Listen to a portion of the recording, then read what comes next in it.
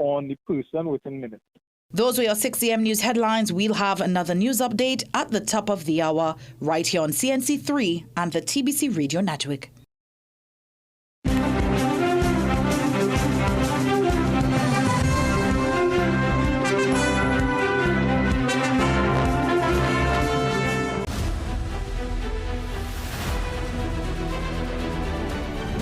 The Morning Brew is brought to you by Omega XL.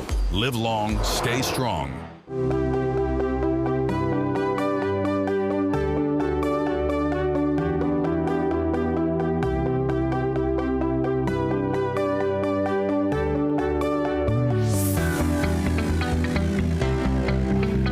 Good morning, Trinidad and Tobago. I am running in your brand new day. Today, the 2nd. Yes, indeed, it is Wednesday, the 2nd of July, 2025.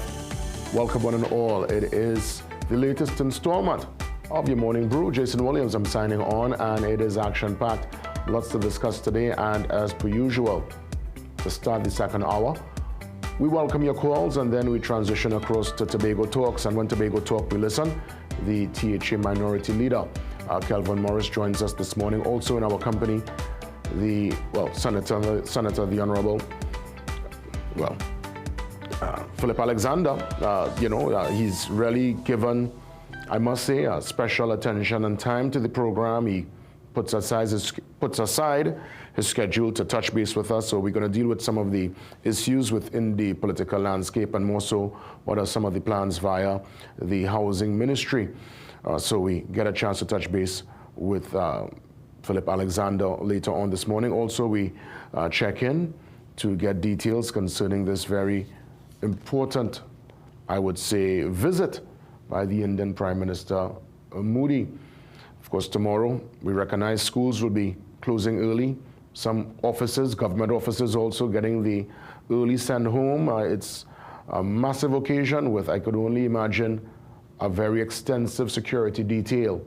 Speaking about security detail, that's where I want to start this morning via The Guardian as we check out the front page. And on the local side of things, the former Prime Minister's security detail, well, they've pulled the plug. And let me tell you, this in itself, it's a rather interesting development. When we open the lines, I would love to hear from the likes of Faizo and Santa Cruz and Chaguanas on this side issue. Now, granted, it was supposed to come to its natural conclusion, I understand, somewhere towards the end of July. They said they would have done a risk assessment, and based on whatever findings, they said it's, well, at least nobody wants to, well, based on, I'm just trying to paraphrase here. I guess if you do a risk assessment, you will come to the conclusion that the person is under no threat, and more or less the security detail, they'll take it away. And more so, this happened while he was doing a walk in his constituency. Matter of fact, what I'm seeing here on The Guardian, page 5, they had to drop him home, the former Prime Minister. Now, it's something that, from what I'm reading via this particular piece and from what I've heard throughout the years, there's a limited security to former prime ministers and presidents for a period of about 3 months, and then in some cases 6 months. As mentioned, Stuart Young's detail would have ended on the 28th of July. That would have been the natural conclusion, but it was pulled a little bit early this time around. And also, the former Dr. Rowley's detail was pulled about a week ago. That's right. So it's one of those, well, I would always say, these issues are circular arguments, because there are those who will lean towards the government's position here and say, well, yes, this is all part of the humbling process, because we have seen time and time again where folks are in a particular position, highest office of the land, and when they're out of the office, they have to, simmer down to pot scrape and boil down like Baji, as we say. And sometimes the detail and the moving of cars with the traffic and all that kind of, theater that would transpire with any leader comes to an end. However, I wonder if this is time for us to take a deeper look, a deeper, perspective, and probably put a policy position on former leaders going forward, because I recall former President Carmona, who was also, as president, entitled to a massive detail, and he was moving and making his rounds when he was performing his duties as president.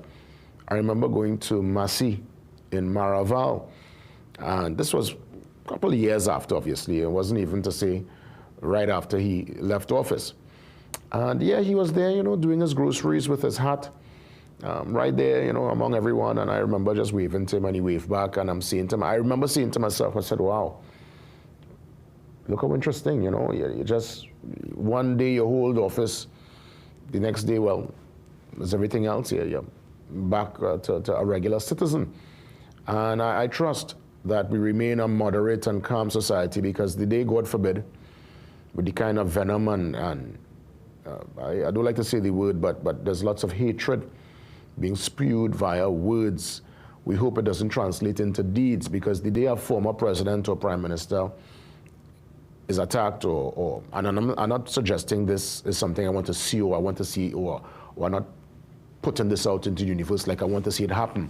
But I'm just suggesting here that it's best we probably stay a bit proactive as opposed to reactive, because yes, the verbal assaults will come. You know, people, they have a way of, you know, especially those who live in Tobago. And Tobago, you're looking on this morning, you know what I'm talking about.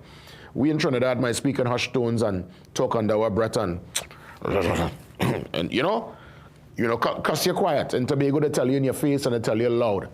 And Tobago's a place to deal with it a little bit different of the sister island. That's something I actually appreciate about my brothers and sisters on the sister island. A little more authentic in that regard. But there are those in Trinidad with that Tobago spirit. There are those in Trinidad who might not only say something to a former leader, but unfortunately might want to do something, and we don't want to see that happen, because that will be a watershed moment. It will be unfortunate, and it will be a sad day for our democracy.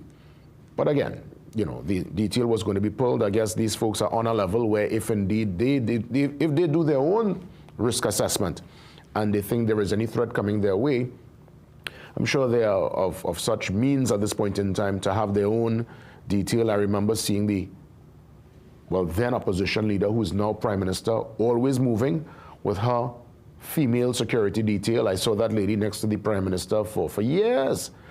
I don't know if that was a private arrangement. I don't know if that was something paid for by the state. I have no idea. I guess if ever I get a conversation with the prime minister, I could find out. Or if someone knows, you could probably reach out to me or let me know when we open the calls at 7. So I've seen where certain leaders would have had their detail, and I feel, you know, there's no issue with that. You know, obviously we live in a country where anything could happen.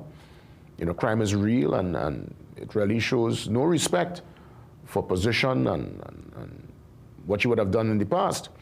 So it's, again, one of those interesting developments, a circular discussion, and I look forward to elaborate some more on this particular talking point. But again, I'm not calling or not asking for any kind of violence towards our former leaders, but the day, God forbid, something happens, somebody, even if they pelt words, they pelt some kind of something at a leader, we'll hold our head, collective head on ball, you know, because it will be a sad, sad day for the democracy. So again, they did the assessment, you know, former Prime Minister Stuart Young, they're saying he's good to go, and we'll see how things pan out in the days ahead. Other developments via the front page: online scammers steal 14 million from CIBC TNT. From what I heard, some of the money, it's been retrieved. The fraud squad, they're on it, and they're working around the clock to sort out this particular online. It was now, you know, men are walking in bank no more and no gun in hand like no Western. These are them days. People doing it online. They did it via some kind of email. Somebody, you know, pretend is trying to impersonate the CEO. It's a whole exercise that was, it seems to me from reading, very sophisticated, high-level crime. All right, and of course, CPEP workers get one month's salary. That story on page 6, because the CPEP story is a big one. We head to the back page this morning. Well, Coco, who just won a title, is out well, leaving London. She lost in the second round. And, well, I don't know what to say. I mean, was it the first round? All I know is Coco. Coco didn't make it this time around. So, that's how it is in tennis. You have your ups and your downs. And, she continues to rally on. As mentioned, Gold Cup action continues today. Semi-final action, USA versus Guatemala at 7 p.m. Then Mexico versus Honduras, all Spanish clash there at 10 p.m. And then the grand finals, of course, this Sunday, Gold Cup. Of course, cricket also back in full swing. So lots to look forward to via sport. And also this weekend, the the quarterfinals actually, of the FIFA Club World Cup. Lots of action. Borussia Dortmund and Real Madrid advanced yesterday to the quarterfinals this weekend. Let's head now to the brief on this Wednesday morning. Hold on to your dreams. And that's the word from doctors. It's graduation season, and you recognize everyone taking their time. I know in the past I would have seen the likes of Ria Rambali. I saw the likes of Akash Samaru, Ryan Bechu, Bhavita Gopal-Chan. So many in the newsroom take time out of their schedule, go treat with the kids, talk to them, give them a real life template for success, show them that hard work and diligence, pursuing your passion. With that kind of mindset, you could get over the line. And I myself, I have, I think, 2 more schools to treat with and to talk to for this graduation season 2025. So this is a good look, and well done to the class of 2025. I'm seeing some students here from the Grandi, that's a school there in Grandi, Sandy Grandi Hindu Primary School. Well done to the students. Top students, Ariel Maraj and Joshua Harilal. That's right. As mentioned, big security detail, no stress in that regard. I know the detail will be extensive and very present for the arrival of one of the world's, I would say, most influential and top leaders, the man who governs the largest democracy in the world. Prime Minister Modi comes to the shores tomorrow, state visit, and we're going to get some details concerning that from historian Dr. Jerome Tiluxing on this historic visit, what it means for Trinidad and Tobago, and of course, the fact that he's also getting the top honors. Barbados and other parts of the region also gave Prime Minister Modi top honors. So we just, following in that particular path. Prime Minister Modi and his visit, we discuss it after the break.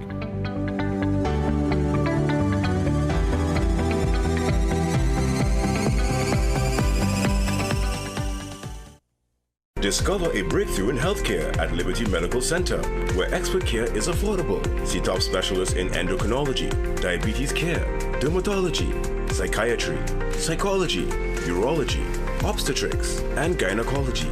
We offer ultrasounds, x-rays, and ECGs. With full diagnostic services, an in-house pharmacy, and compassionate care, you'll leave feeling better than you came in. Visit us at 154 Point de Paix Road, San Fernando, or call 610-4562. Liberty Medical Center, your health, our mission. Be the architect of your dream home at Richmond Park, Columbia. Choose your land and create the home you desire. Lots start from 5,000 square feet and homes from 1,700 square feet. First 7 lucky buyers get $50,000 off your purchase. Use up to $25,000 towards your down payment. Richmond Park, where home isn't just a place, it's a feeling. Prices range from 1.8 to 2.4 million. Mattress Main Road, Columbia. Call 355-7703. At CTS College Private Secondary School, we understand that every student learns differently. This is why we provide them with the freedom to choose their ideal workload. With full-time and part-time classes delivered face-to-face and online, and dedicated teachers to help them reach their academic goals. We also provide regular updates to students and parents. Plus, we have affordable rates and flexible payment terms. Enroll today at CTS College. Get the story first. Want to know what's happening in news, sports, or crime? Get the CNC3 app. As the story breaks, CNC3 is there giving you the story first on your mobile device. Be connected to the most trusted and reliable news source, CNC3. Access your world with just a tap. The CNC3 app. Download it today.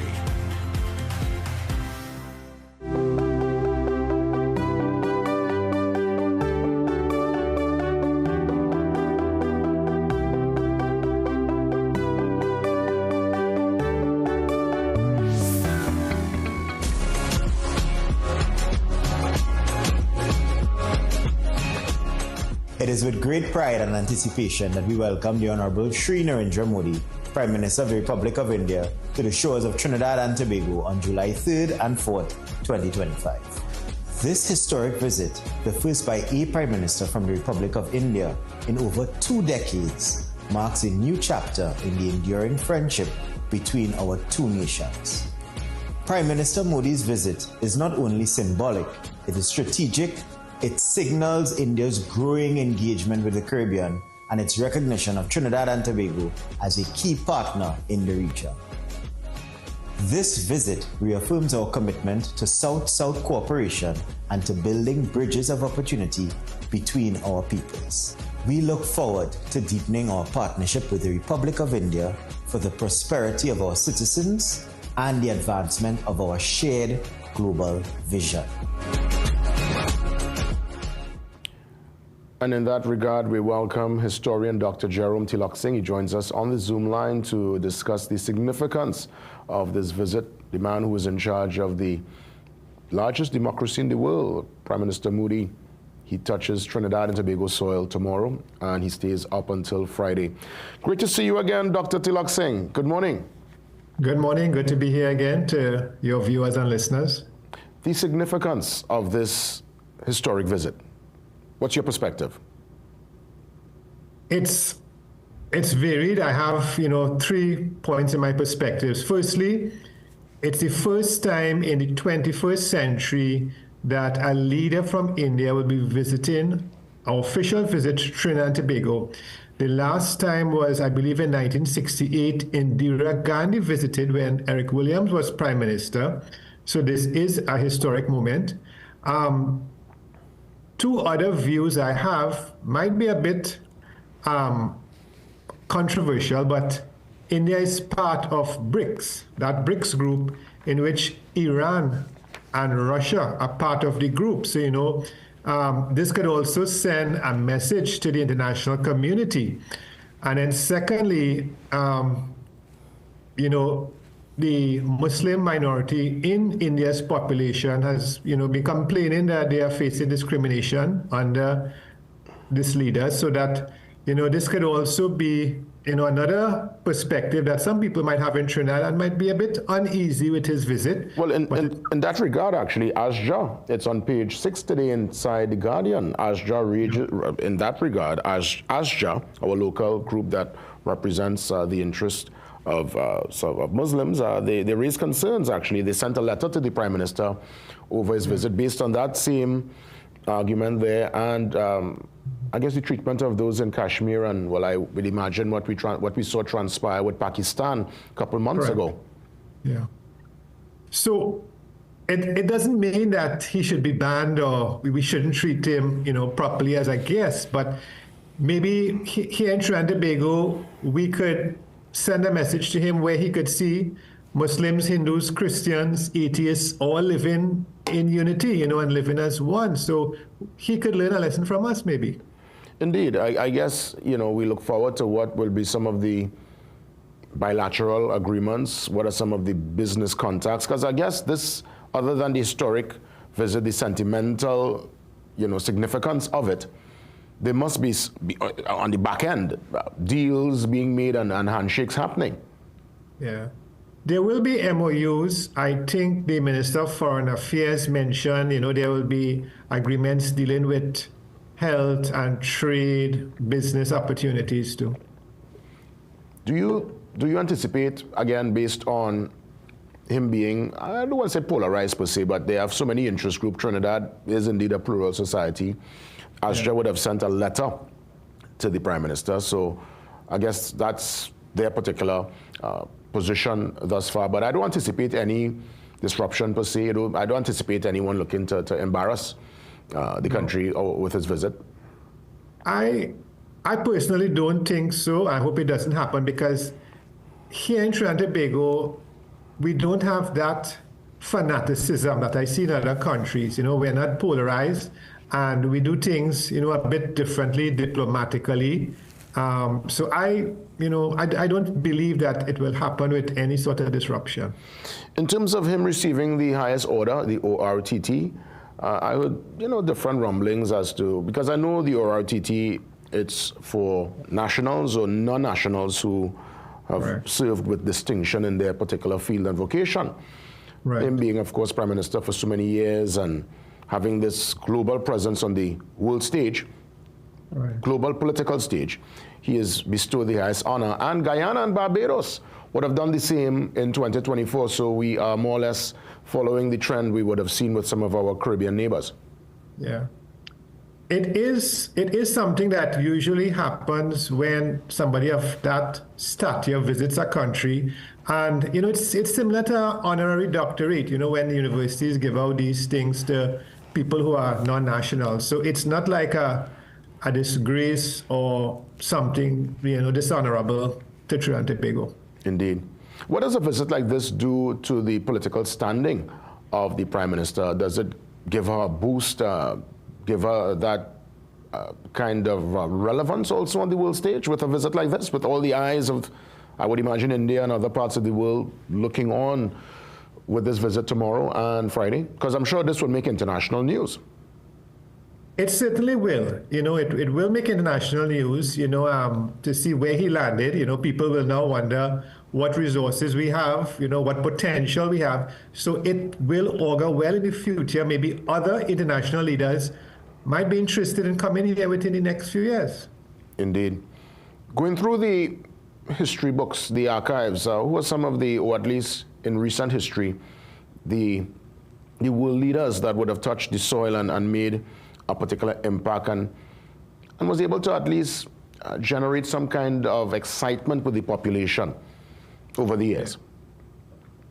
Well, we are very fortunate. You would remember we had two big conferences. You know, I think the Commonwealth Heads of Government and another international event where we actually had like President Obama, we had Queen Elizabeth. So we had world leaders, you know, of this similar stature and reputation who came to Trinidad, even though it was a short-lived visit. It wasn't a single official visit. So we have, you know, been on the international stage. And we also had, of course, the Miss Universe competition, which attracted some attention too. Indeed. I would imagine a visit of such importance, of this magnitude, will call for collaboration between, well, our national security structure and his own personal security, because a man of Moody's stature will travel with his own personal security. Yes, certainly. I think that security would be heightened, especially with the global climate, the uneasiness out there, so that I know all our security forces would be on the alert, and of course he would probably be working with extra security too. I know obviously the ties to India from between Trinidad and Tobago and India. I mean, we would have had that discussion. It's well documented, you know, the cultural ties, the ancestral ties, the business ties. I know you said we anticipate certain MOUs, certain handshakes. Do you anticipate, based on a visit of this stature, we might see returns on this kind of brokering, this kind of handshake scenario in the months, years to come? Well, what's your anticipation? I believe that it will lead to greater collaboration. It will help strengthen ties.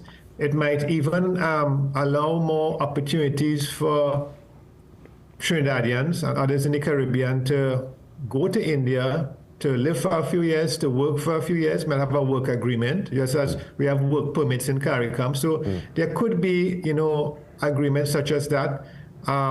Nobody mentioned the music industry, and I know Bollywood is big globally, so maybe we might even have people going abroad there in India to perform in one of these movies, one of these songs. Yeah, and in that regard, as we wrap things up, I know the last government signed aviation bilateral agreement with the government of Nigeria to have direct flights. So that is just to formalize now and actually get a carrier to move people back and forth Yeah. I wonder if this creates a beautiful opportunity to create the same air bridge with direct flights between Trinidad and India, and if indeed there is the market for such an endeavor. If there's a demand from the Caribbean, there certainly will be, agreement to do that. They wouldn't want to make an agreement and only 10 persons every month or every week would be going to India. But if, we get a regular demand, I'm sure that there will be arrangement in the future that will allow, more accessibility to the homeland for many people. As always, Dr. TALKS, I'll let you have the final say as we wrap things up this morning. Yeah. I just want to say that it's a great moment for the Caribbean, not just Trinidad and Tobago, for the Caribbean, and also for, developing countries in the global south to see those ties being strengthened. And I hope that, that our economy would be strengthened and, our people would be enlightened by this visit and by the future ties that would be established.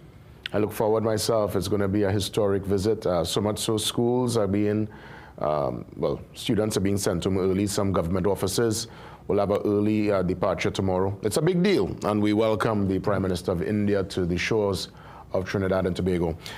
Dr. Jerome TALKS, a sincere thanks. Thank you. That's right. So we will anticipate, we will look on, and of course coverage of his visit will be extensive right here on CNC3. We take the pause and we come back with the Minister in the Ministry of Housing. Yes, indeed, we discuss the political landscape. We talk about the independent senators. We just have our discussions as per usual. And I must say, I give thanks that Senator, the Honorable Philip Alexander, takes time. There's still time touching base with me on the Morning Brew. See you soon.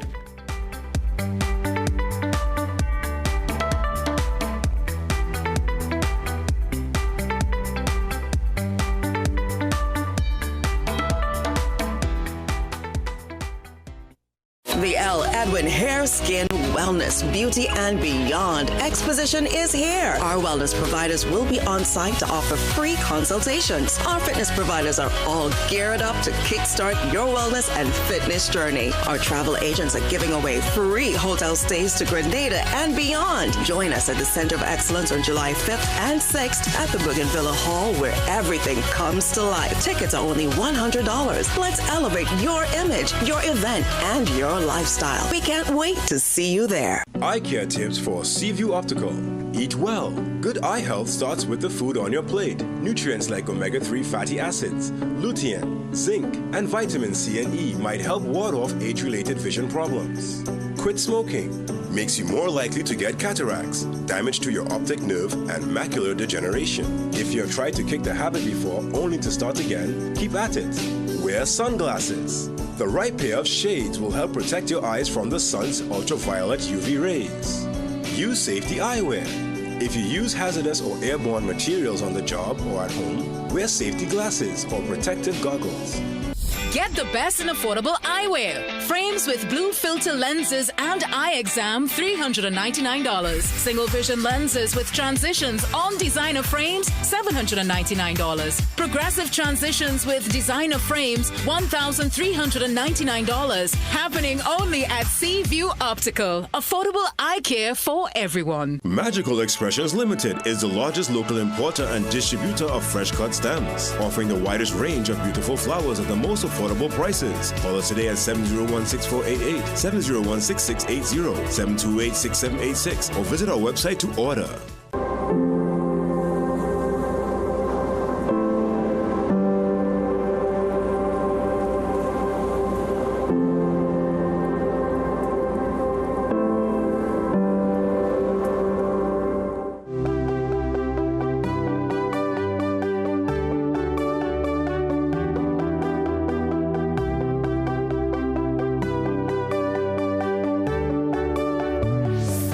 In the Ministry of Housing, the Honorable Philip Alexander joins me. Senator, the Honorable Philip Alexander. I mentioned before you took to the seat this morning that, I must give thanks that you take time. I know the schedule must be an extreme one, and you come to touch base and keep us in the loop with some of the developments. I'm seeing some via page 8, and we'll get to that. The 2,000 interns hired by HTC before the election. and at least what are the plans going forward. But before, I must touch in on the political landscape. But let me firstly say good morning and as always, welcome. Hey, good morning. Thanks a lot for having me. I know your schedule too is packed, and I appreciate the opportunity. Yes, it's been a grueling past 2 weeks. We had a heavy agenda, and we went days from 10 in the morning till midnight in the Senate to get it all done. The Prime Minister, Honorable Kamala Persad-Bissessar, when she said hit the ground running, we hit the ground running, because every ministry had to report. We had to understand our ministry. All of us in my ministry with Line Minister David Lee, he's a no-nonsense guy. Let's get it done, guys. He has me, Minister Roberts, myself, and we're busy inside it. HDC is a massive organization, the housing sector.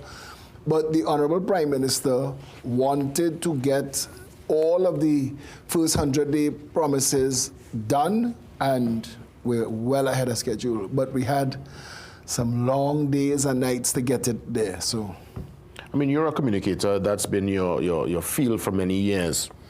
What's your take on the current style? I saw the PRO of the party Sunday, putting his position as it pertains to the independent senators. That in itself created a big discussion this week.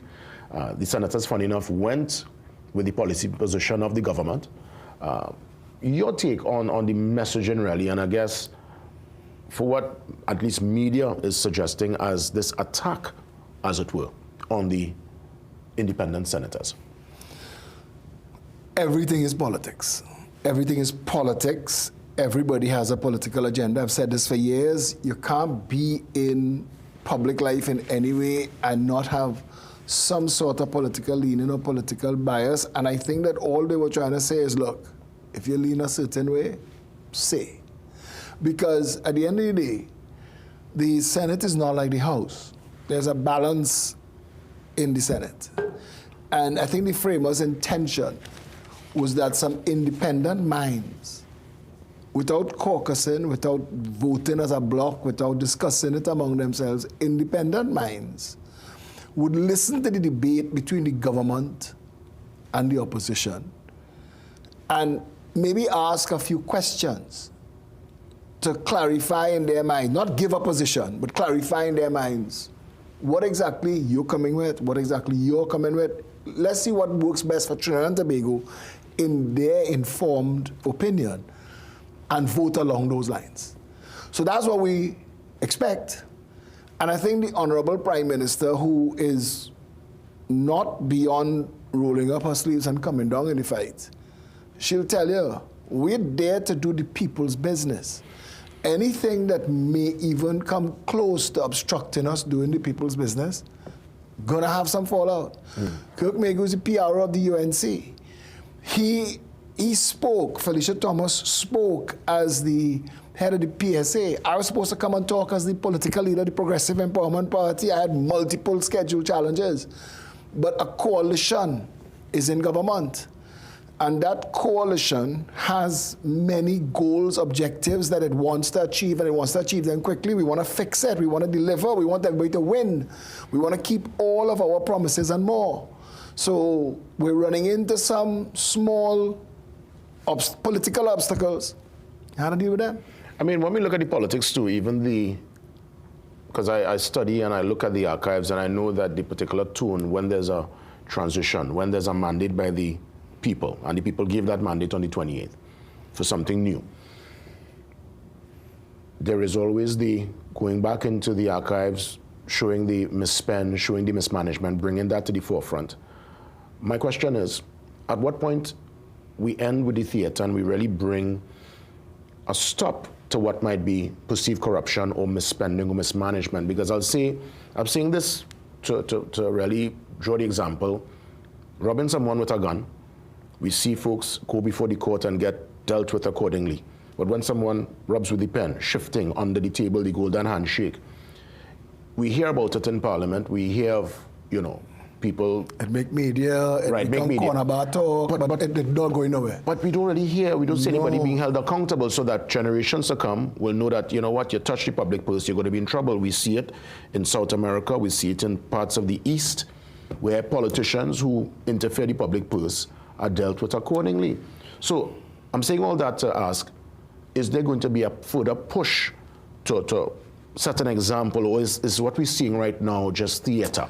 There's an absolutely to your question. That is such a perfect question. I want to tell you something. I have been saying that for decades, that somebody commits petty crime, gun crime, any other crime that is the police, you arrest you, I catch you. And you know, there's a transition that goes before the courts, there's prosecution. When people engage in corrupt enrichment, for some reason our system was set up where it goes on and on and on forever. Hundreds of millions of dollars are spent. Usually nothing comes out of it. To the point where Trinidadians are so jaded with the concept. But our leader, and I want to say these things, she sat us down in caucus and said, make no mistake, don't lose sight of the ground, don't lose sight of the people, don't lose sight of the mission, and any wrongdoing, you're on your own. You're on your own.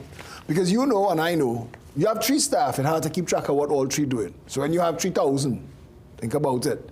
So she said clearly, you're on your own. She has 3 ministers involved in creating an environment of justice and law enforcement in Trinidad and Tobago. 3 strong minds, Wayne Sturge, Debesh Maraj, Roger Alexander, that is creating out of thin air, because it really doesn't exist now. Yeah, we have laws, we have a lot of laws. Enforcing those laws a lot of the times is a problem. But we have a government in office with a mandate and a will to fix it. And you know, that's why I brought forward that particular point, because I think, yes, we understand the culture, we understand the landscape, and yes, there would be blame on the previous administration, but I guess there are folks now asking, okay, when do we get on to the business of solutions, policies, and in that regard, what are some of the inroads being made via your ministry? What's happening on the ground as you're hitting it and seeing firsthand some of the needs and the concerns? The Prime Minister has an organization properly structured. We have a line minister in the Ministry of Housing, the Honorable David Lee. He conveys to us the intentions of the Prime Minister.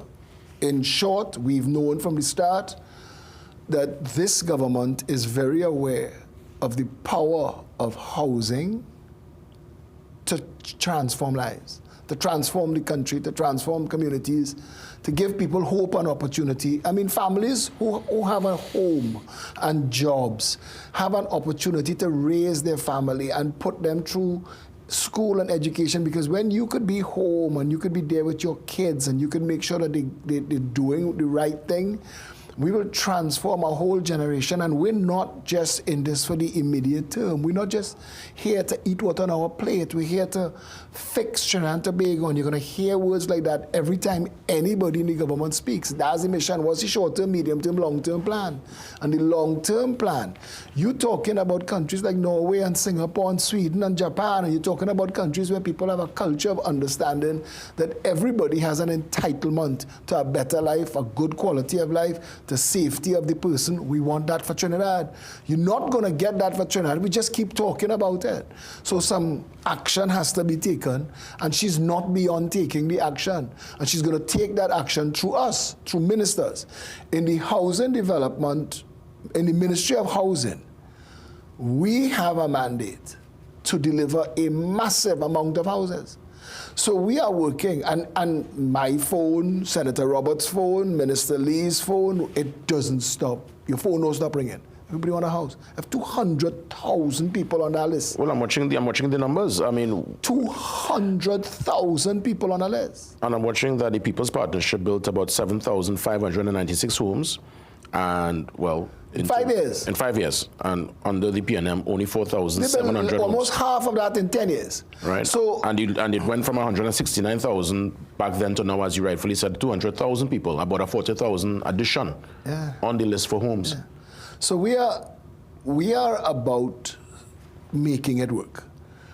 The system, as it is, sounds like it works. There are people who tell you, they get a call, come in and pay a deposit. You're allocated. 15 years pass. 15 years pass. There are people who on that list 40 years calling me. What you can do for me? I dealing with people, like a woman who messaging her, she living in a car. There are people, house burned down, there's nothing. We look to the housing stock. Where are the houses? You had 10 years. Where are the houses you were building? There are projects underway under the HTC right now that was started by Minister Monilal and the Honorable Jillian John. That's nearly 15 years ago. Those projects still ongoing.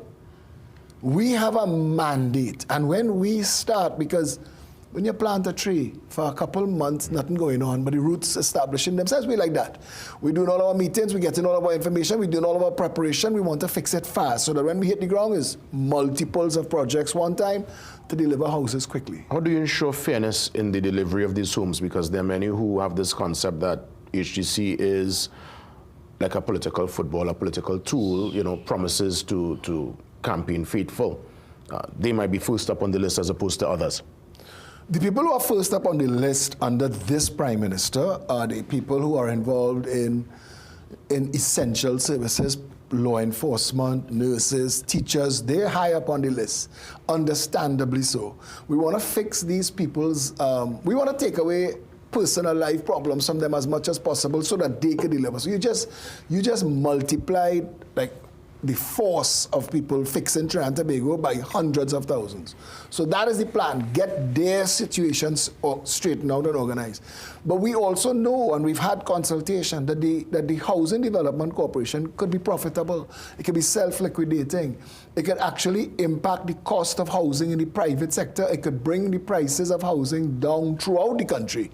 So we have, as I said, big mandates, and you'll hear more. I'm sure at some point you'll get to speak to Minister Lee. He is the man driving this, and you'll get to speak to him. I'm sure you'll get opportunity with him. I'm sure you're going to get opportunity with Minister Roberts, and they'll tell you that our job right now is to focus on getting everything in place, that when we hit go, houses quickly. But I just want to finish. Sorry, I asked a question about the fairness of the distribution of houses, because people outside of the essential services will want to know, and for too long it was political, for too long it was ministerial.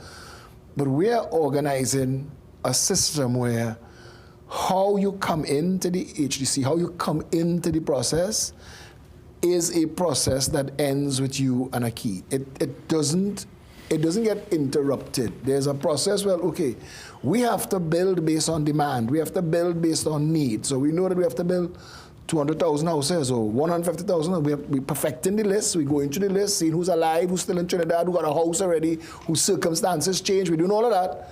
So we know, okay, this is the mandate. We move from there. What about those who have been dropping the ball? You know, there's this concept in Trinidad, I want a house, and when they get the house, they feel the house is absolutely free. They don't want to pay. Months, years go by. People are owing big time to the HDC. We would have seen some of the figures with the last administration. What's the mindset in that regard? Well, under this government, and I don't want to speak out of turn because I was hoping Minister Lee would touch on these things with you, but his plan, and it is an excellent plan, that you come into the system through who financing. So we either going to be dealing through the Ministry of Social Development and the people, for people who cannot pay, that still need shelter, because they have a right and we have a right to provide shelter even to those who can't pay. But once you qualify through the major financial institutions or the home mortgage bank, your obligation is to them. Our job is to provide the house. What's this revelation I'm seeing on page 8 where you established or brought to the public's attention, about 2,000 interns were hired, honestly, by HGC before the election? That happened? What happened in a lot of ministries was that I think when the other side realized that they were losing the election, they set traps, they set bombs that would go off. And I remember a couple days after the election, a former Attorney General doing a press conference and making big hand gestures, this will happen and this will happen and this will happen. What he was doing was foreshadowing the detonation of the bombs they set. My phone, you know, forever, Philip will fix it. So everybody think my number is the government phone. Everybody's called my phone. I'm talking to all the whistleblowers, for everybody. Half my morning is just forwarding stuff to other government ministers. And I mean, the execution and the delivery is spot on. My son sent something from the owners of Full Bloom. They had trees growing on their electric poles and sent it forward. And in 24 hours, the people said, job nearly done. And so we've encountered in the HTC that not budgeted anywhere. There was a group of people that were employed, not promised a job. They were employed with no money to pay them. Are we talking about 20 million, 20 million a month, figures like that. And they have no money to pay them, and we have to find that money. But there's no justification for their existence. The person who was handed these 2,300 workers, the manager in HTC who was handed these 2,300, he wrote a statement saying, I told them there's no material, there's no work, there's no job, there's nothing I could do with them. What we do never, just hire them, just hire them. So just hire them meant A, political, money for votes, or B, let's see how we will create a problem for the incoming government, because you don't have to wait 5 years. The intention is you could detonate, you could throw them down, you could hamstring them. So all that's happening. I sit in the Senate next to a man who has given most of his life to workers' issues, Leroy Baptiste. He doesn't know the size of the respect I have for him. We sit and chat a lot. We spent a lot of time together over the past couple of days, these 14-hour, 16-hour days. And his passion for workers, like this CPEP issue, he and Felicia Thomas, who's now the head of PSA, Leroy Baptiste was the former head of PSA. And I remember something, and this government came into office on a workers' agenda. He, Felicia Thomas, Ansel Roger, and crew of the OWTU, they're watching what's going on too. Not talking yet. Felicia had a comment on some stuff. But they're watching what's going on with all these workers, because this was the issue that was raised in the TTRA issue. That too many people in Trinidad and Tobago getting substandard employment. You get a work, you get a contract, you get a hustle, you get 10 days. And that's money in your pocket, fine. That will pay for small things now. But you can't go to the bank and get a mortgage. You can't go and get a loan. You can't start your life. And they're not happy with these types of things. So I just want to tell you, that whole CPEP thing and all these workers that are available for you to just throw into a hustle, these people, these powerful people, Leroy Baptiste, Felicia Thomas of the PSA, Ansel Roger of the OWT, and the rest of the union leaders, and the Honorable Prime Minister, are working out, because he's the Minister of Labor, they're working out plans to get these people into proper jobs where they could no longer be victimized by political vicissitudes, and they could have a life. Yes, sustainability is the order of the day, and we look forward to see if indeed these policies create that shift. I want to end on a lighter note. In the minute that remains, I recognize there is lots of partnerships happening via the animal welfare. So ministers, for the first time in a long time, if ever, down Mukrapa Road by the, I always forget the name, is it TTSPCA? Yeah. They deal with all the stray dogs and cats and stuff. That's great news. What's happening in that regard? Well, my son, he asked, because he works with Sarah Maynard, he has his own charity that deals with these issues, multiples of issues, but one of them, and his team, they asked, Sarah Maynard has been, and the team at TTSPC has been crying that they're shutting down, and nobody's been paying attention to it. So, I mean, Ravi Ratiram, Minister of Agriculture, line minister for this, Neil Gosain, who is part of the Ministry of Trade, that's responsible for flour mills. We said, look, let's go down and let's see how we could involve ourselves here, because just a show of force could make a difference. The Minister, Ratiram, promised immediately that this is unacceptable. He said it's unacceptable. We are going to get involved. We're going to help you. We're going to streamline. Their association, my son and his team, their association, they had organized tons of food, truckloads of food for the stray animals. And Neil Gosain of the Ministry of Trade, he said they are going to get involved to make that transition easier, the costing, the delivery. So, I mean, there was so much that was done. Every other animal rights organization immediately started to contact us, so they put in that together. So you could put a tick next to it, problem solved, because immediately the problem has met response, met solution, and they're going forward. And I want to thank Minister Ratiram because his team was so prompt in their response. They moved so quickly on this. Great job. Senator Alexander, I want to thank you again for the time. You know, let's keep in touch, keep you posted with all developments. Absolutely. Thank you, my brother. We take a pause and we come back. Your weather, your update, and some of our housekeeping before the 7 a.m. news update. See you soon.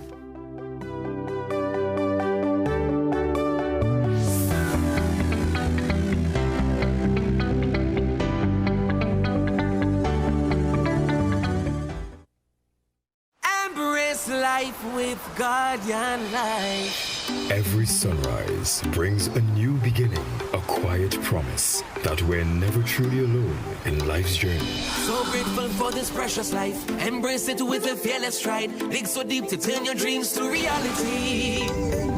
With a bright future on your side. Through every journey you will find what you've earned and accomplished. You now deserve to be. Embrace life with Guardian Life. Only you can pave the road for your legacy.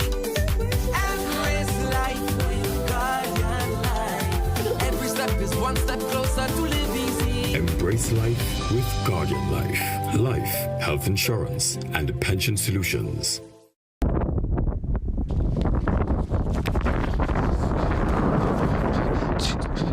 ChatGPT, I'm falling. Failing grades? Contact Student Hub. I ain't say failing, I say falling. Then it's time to stop failing. Student Hub helps students succeed online. If school feels like a free fall, Student Hub helps you land on top.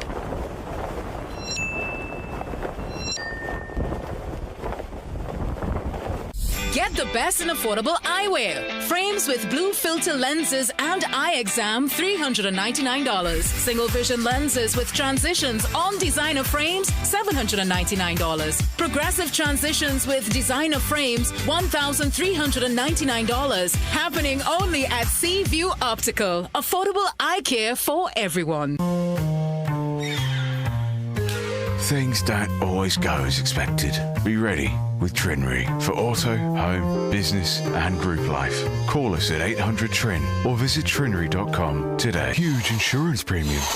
Pay your premiums bit by bit with FlexiPay from Trinry. For more manageable auto, home and commercial insurance payments, call us at 800-TRIN or visit trinry.com today.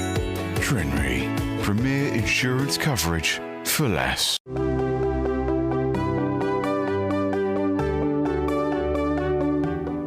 Welcome back. Let's check in with Jamark for our World Weather Wrap. Jamark, good morning. Good morning. In today's Weather Wrap, we head over to Europe, where they're enduring an early season heat wave. Italy has limited work outdoors, France shut schools, and Turkey battled wildfires on Tuesday in a European heat wave that meteorologists say is exceptional for striking so early this year. Spain confirmed its hottest June on record, while temperatures passed 40 degrees Celsius in some of its cities on Tuesday. Likewise, heat scaled to reach 40 degrees in the Italian city of Trento, while northern European cities such as London were also sweltering. Europe is heating up at twice the global average speed and is the fastest warming continent, the European Union's Copernicus Climate Change Service said. Some countries issued health alerts, and trade unions attributed the death of a construction worker near the Italian city of Bologna on Monday to the heat. Outdoor work was banned in some Italian regions during the hottest hours of the day, as Italy issued heatwave red alerts for 17 cities, including Milan and Rome. Power outages likely caused or aggravated by spiking electricity consumption from air conditioners were reported in central Florence and in the northern city of Bergamo. In Sicily, a woman with a heart condition died while walking in the city, according to local news agencies. In the Spanish city of Barcelona, authorities were looking into whether the death of a street sweeper at the weekend was also heat-related. In France, nearly 1,900 schools were closed up from around 200 on Monday. Now, let's head back to home to take a look at our local forecast for today, where we can expect sunny conditions to be interrupted by a few showers and the odd heavy shower or thunderstorm favoring southern areas of Trinidad and to a lesser extent western areas. Now, tropical wave number 12 is expected to pass tomorrow, but so far models have the bulk of the activity to the north of Trinidad and Tobago. That's all for today's weather app. Back to you. Thunderwal, powering industry, fueling progress. Reliable fuel pumps, meters and nozzles. From dock to deck, marine tools, hoses, PPE and fittings. Hydraulic, automotive and food-grade oils and lubricants. For all your manufacturing needs. Pallet jacks, intrinsically safe tools and more. Browse livestock and prices on our website at www.vanderwalett.com. Visit us today. So I hear Better Homes has the best kitchens. You heard right. We have Shaker style, modern Euro, and hardwood. I like this one. Can I test it right here, right now? Sure, but how are you gonna do that? All right, y'all, come inside. Are you ready? Time's alive! Oh, a spice rack. Soft closed door hinges. Oh, this countertop's nice, well. It's hot, So, what do you think? Well, this 100%. Is it. I'll take it. Build the kitchen you love for less at Better Homes, Caroni or French Street. Low energy? Heart concerns? Migraines slowing you down? It's time to take control of your health. Join Wellness Unlocked, the series that brings expert advice and real solutions for a healthier you. In our latest episode, learn how Jameson CoQ10 can help support heart health, boost energy, and even reduce migraines. Get the science, the stories, and the steps to power up your health with CoQ10. Don't miss Wellness Unlocked. Watch now on CNC3 and start your wellness journey today.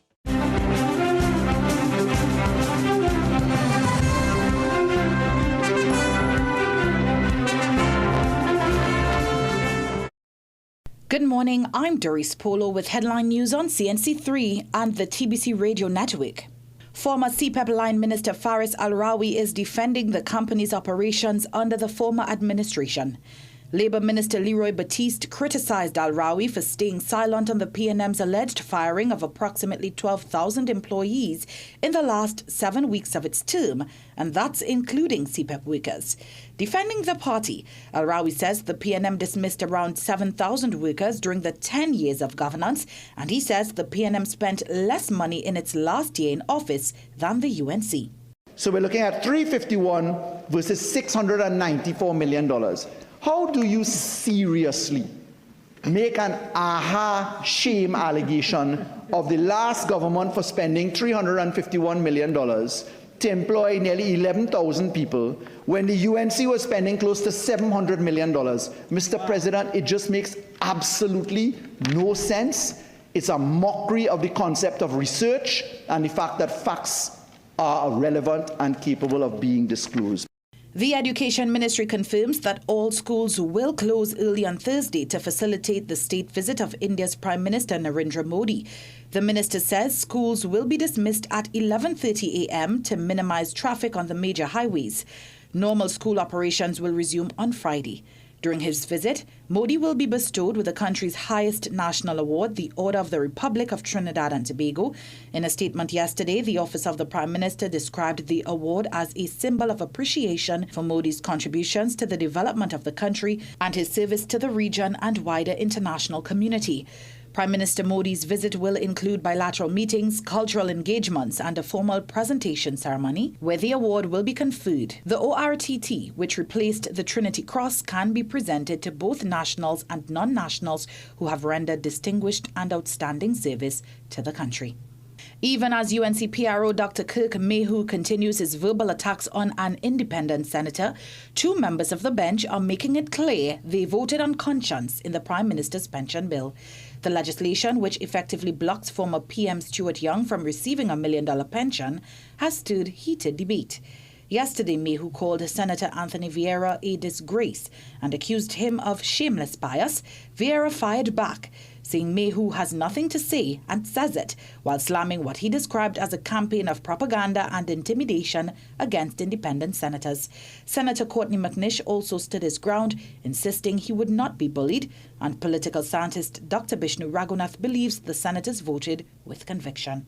They came there with that perception that this is kind of like taxpayers' money that you cannot simply be disbursing without any accountability and transparency and so on. So I think that this had nothing, their perspectives had nothing to do with what Kirk Mayhew has said.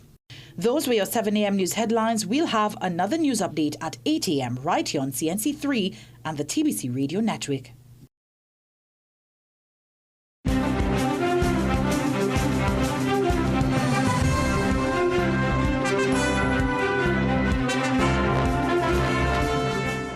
Get the best in affordable eyewear. Frames with blue filter lenses and eye exam, $399. Single vision lenses with transitions on designer frames, $799. Progressive transitions with designer frames, $1,399. Happening only at Seaview Optical. Affordable eye care for everyone.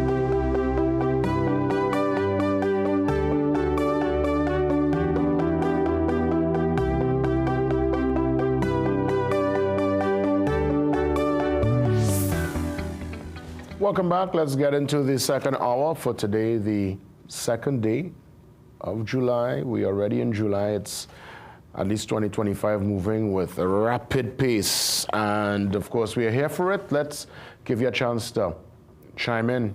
Shagonas is on the line, open forum. Shagonas, good morning. Pleasant good morning to you, Jason. Welcome, Shagonas. Listening, man. All right. First of all, I would like to say that the government could do better as for it pertains to this order. This award that they're giving today, I believe that somebody from this country should have gotten that award. Even though that whatever that Mr. Moody would have done, I believe that we have to look within our circle first to see if we could get somebody who would be deserving of this. And I am sure that there are people who are deserving of this within the country, who's a national of this country, right?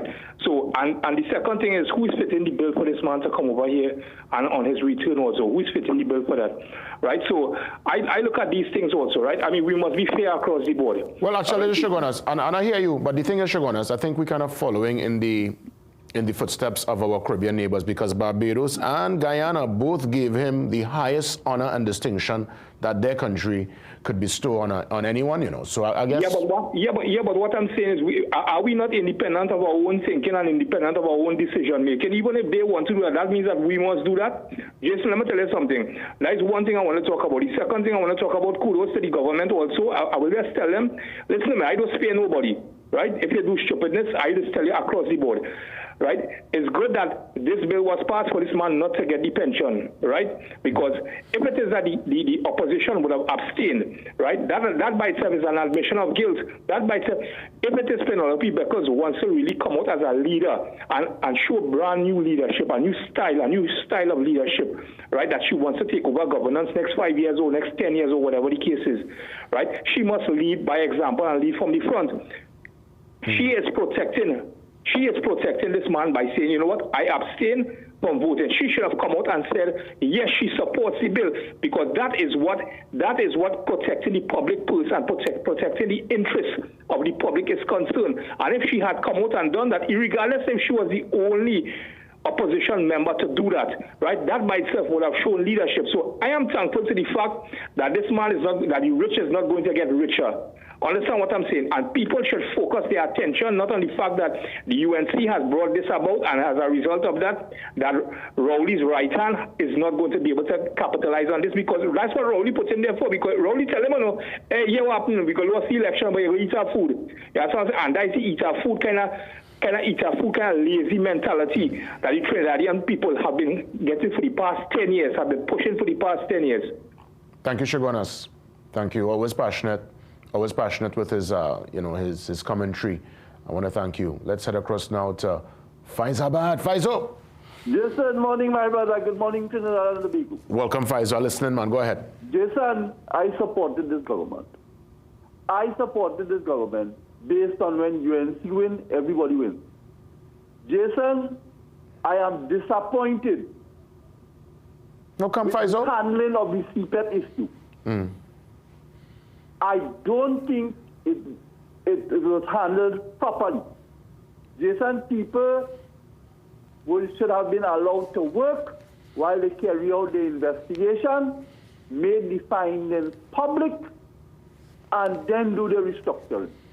It could have been done in a more decent manner. Well, in all fairness, Faizo, they're gonna get this month's salary. I'm not too sure what's gonna happen at the end of July, but they'll get the salary for June, at least. Jason, perception sometimes leads to reality. You agree with me? Yeah, I'll listen, Faizo. Go ahead. So I really don't want it to be a house cleaning exercise of personnel based on political belief.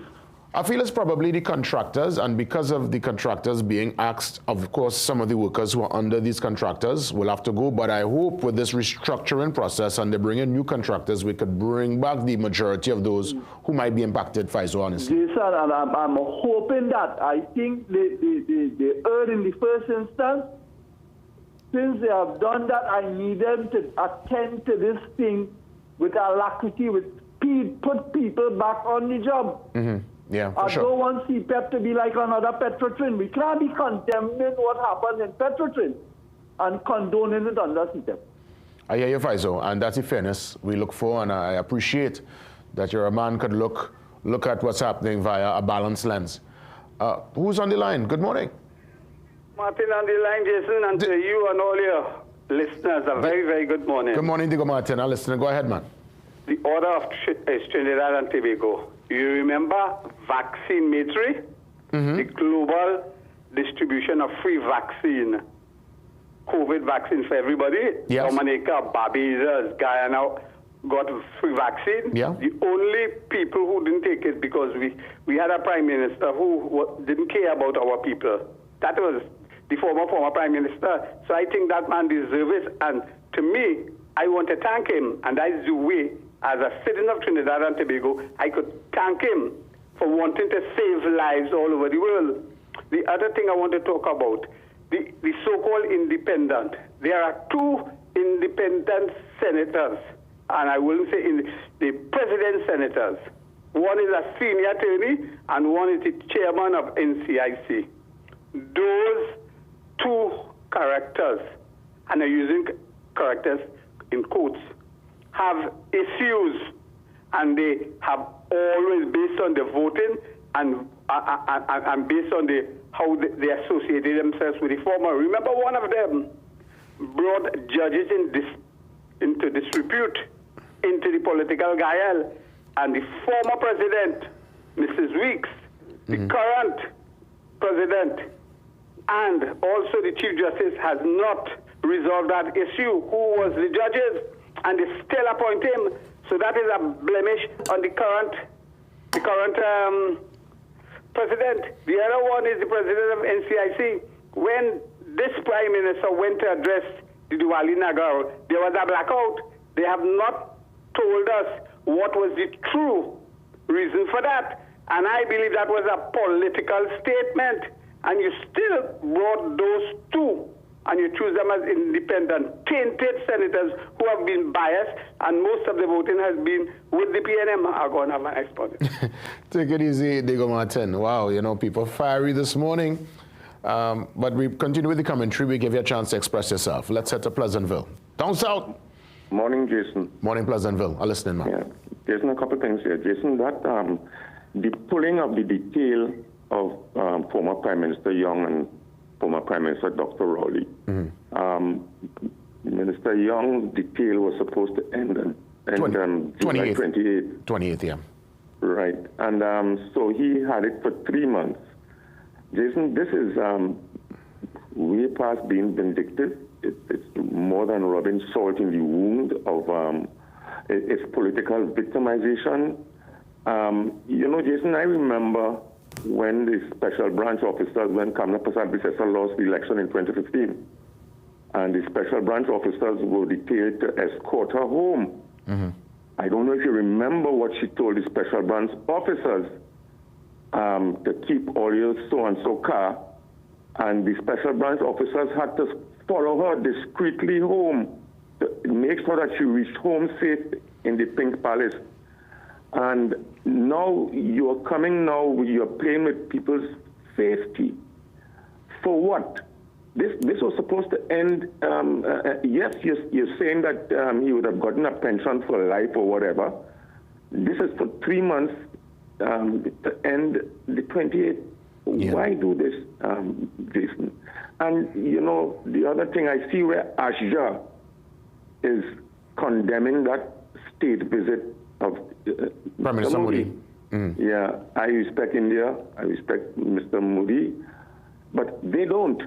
Ashja is seeing where he has serious human rights violation that is widely criticized around the world for what he did to Kashmir and what he did to the Muslim community in India, the minority Muslim community. So coming now and giving him this award, Ashja has written a letter to the office of the Prime Minister and the Indian High Commission in Trinidad condemning this visit, which is a state visit. Surprisingly, he's on his way to Brazil to attend a BRICS conference, but somehow he's having a state visit here. Which one came first? I don't know, Jason. I don't know. Yeah. Thanks. Thank you, Pleasantville. Thank you so much. Final call. We head to Central this morning. Good morning. Central? Yeah, good morning, Jason. Yes. All right, Jason, what I'm saying here is that in connection with the CPEP, right, we cannot only just look at it from a perspective that, people losing their job. They're going to get back these jobs, right? This thing that needs a bit of restructuring, right? They need to bring some sort of integrity and transparency to this whole thing, to this whole CPEP, right? People need to understand that it's not a matter of just cutting grass today to make $100. You will always have a dependency syndrome upon this thing if it is that you don't elevate yourself, right? What is the government is doing, right, is trying as best as they can to put people in a better position where they can be more job marketable, all right? And this is not only for where education is concerned, but also for where opportunities are concerned. You see, we have grown so accustomed within the last 10 years under the PNM administration to the dependency syndrome. Knock on the door today, you'll get a fish. Knock on the door tomorrow, you'll get a fish, right? And there's only one thing over and over. That's where a nation is being held in bondage. Understand what I'm saying, right? But when there's free enterprise, more opportunities available to the people, right? That by itself shows up a lot, right, in the long term of everything. If you could remember carefully, right, the last two 5-year terms, what is one of the first things that Rowley would have said? He said that there are hard times upon the nation. Hard times for who, Jason? Who to incur those hard times?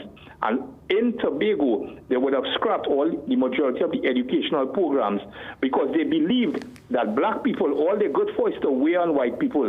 What would you like to have to eat, sir? What would you like to have to drink? And come and make up the bed and hold, sir, because that's what he believed. That's all black people is good for in Tobago. So Tobago today is seeing clearly, right, the repercussions of what would have been done. And it does not take overnight to eliminate these things, Jason. Central, as you wrap things up, just a quick reminder, we are all black people, eh? So let's probably not use that particular distinction going forward. All right? I mean, we could talk all morning and we could debate, but the facts are there. Yeah? Thank you, Central. Thank you. Let's head across to Tobago. You mentioned Tobago just now. It's Tobago Talks. And when Tobago Talk, we listen. The minority leader joins me, Calvin Morris, to unpack the THA budget debate and, well, at least the THA budget and just the general Tobago landscape. Calvin Morris joins me next.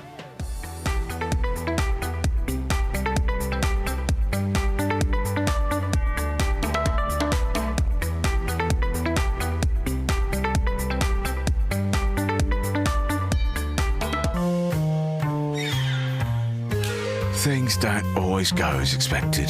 Be ready with Trinry for auto, home, business and group life. Call us at 800 TRIN or visit trinry.com today. Huge insurance premium. Pay your premiums bit by bit with FlexiPay from Trinry. For more manageable auto, home and commercial insurance payments, call us at 800 TRIN or visit trinry.com today. Trinry. Premier insurance coverage for less. So I hear Beta Homes has the best kitchens. You heard right. We have Shaker style, modern Euro, and hardwood. I like this one. Can I test it right here, right now? Sure, but how are you gonna do that? All right, you all, come inside. Are you ready? Time to live. Oh, a spice rack. Soft close door hinges. Oh, these countertops nice, well. It's quartz and all. So, what do you think? Well, This 100%. I'll take it. Build the kitchen you love for less at Beta Homes, Carney or French Street.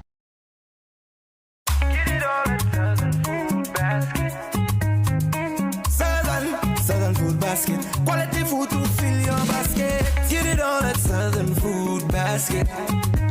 Fresh goods on every aisle with best prices. For the best mix and market, high quality, yes. It's affordable, spacious, and customer friendly. From the farm to the cart to your plate, Southern Food Basket, good food at great prices. Come on home, everybody, don't you wait.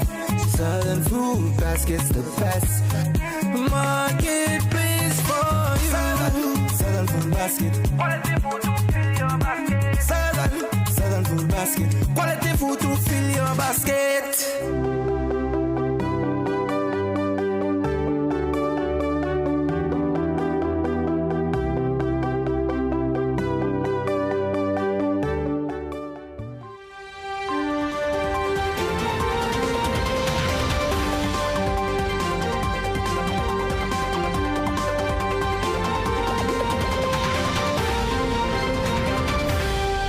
Listen every Wednesday, Tobago Talks, and when Tobago Talk, we listen. Minority Leader under the umbrella of the THA, Calvin Morris, joins me. Always a pleasure to have Calvin with me on the program. Of course, great to see you, Mr. Morris, and I look forward to our discussion because we're going to treat with the THA the budget, well, at least what happened there via that budget mid-year review, and more so what's going on in Tobago political landscape, business landscape. But let me say again, good morning, great to see you. Good morning, Jason. Always a pleasure. And let me say good morning to our citizens of Trinidad and Tobago, whether they are logged on live or out in the diaspora. You know, Mr. Morris, I saw recently a parliamentarian in the upper house brought forward a stat. The statistic was rather alarming. They suggested that for every dollar spent on Trinidad based on what was sent to Tobago, the allocation sent to Tobago in this mid-year budget review, every dollar being spent in Trinidad, just 1 cent out of that dollar will be spent or it's allocated to Tobago. Try to help me make sense of that, Mr. Morris. Well, that is actually an accurate depiction, for the layman understanding, in terms of the relationship and the disparity in the allocation between Trinidad and Tobago. What we saw is since this current TPP administration came into power, this was the largest supplementary allocation of over $3.143 billion. However, this was the smallest supplementary allocation to the THA, which was about $32 million, which really, when you do the analysis, really adds up to about 1 cent of every dollar that would be spent. And what I found ironic and quite hypocritical in a sense is that usually, even with Tobago receiving more under previous PNM administration in 2022, we received over $100 million, 2023, $60 million, and 2024, $50 million. And even in spite of that, the former Chief Secretary and Secretary of Finance, Mr. Fali Augustine, basically described those allocations as fiscal wickedness. So he was dissatisfied with those allocations, even though it was significantly more than the $32 million. Yet, when he received $32 million from his friends, which, as I just explained, is almost only but 1 cent of every dollar, he was basically silent. And therefore, I would simply say to the Chief Secretary, keep the same energy, because if 100 million was fiscal wickedness, 60 million was fiscal wickedness, and 50 million was fiscal wickedness, then how come you are quiet when you have received far less under your friends from the UNC? Let me ask, in terms of development in Tobago, based on the monies sent to Tobago over the last couple of years, is there any particular development you could describe? Is there anything that I could look at, I could see visually that's happening on the island to speak towards development of our sister isle? I mean, yes, we saw the airport, and I know they're going to officially open that sometime later on this year, but outside of that, what's the development threshold like in Tobago? And you're quite correct. Outside of the development through the government, of course, the airport being one of those signature development infrastructure, we in Tobago, we are quite, disappointed that after $10 billion would have been spent over the 4 years of Mr. Augustine's administration, Tobago has little or nothing to show for it. And we want to take that into context. $10 billion is a lot of money. And whether you're talking about the roads are the worst they have been in the history of Tobago. You cannot drive on any major roadway in Tobago and not have to dodge from potholes. Whether you're coming from the countryside, the north side, and even on the west side, Tobago roads are being poorly maintained. And I'm sure, Jason, you would admit as a Trinidadian, that is something, you could have admired about Tobago in the past, that, usually our roads were fairly maintained when you compare it even to our counterparts in Trinidad. And therefore, now we cannot have that same boast anymore. When you look at the sporting facilities, we have a number of sporting facilities that are unusable at this time because they just have not been upgraded, they have not been refurbished.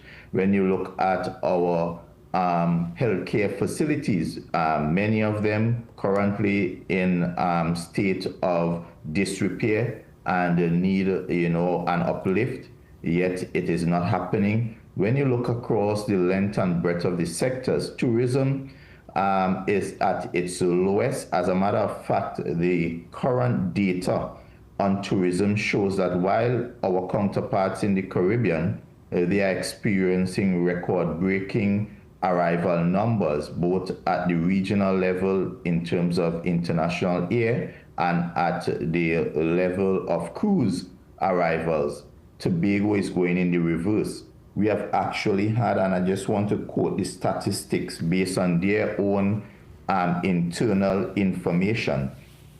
Tobago, for the period January to April 25, our air arrivals are down, that is domestic air arrivals between Trinidad and Tobago is down by 3.3%. Our sea arrivals down by 7.1%. So that is domestic tourism. If you take that in totality, is down by over 10.5%. And when you look at the international arrivals, it is down by 9.8%. And cruise arrivals down by an alarming 46.1%.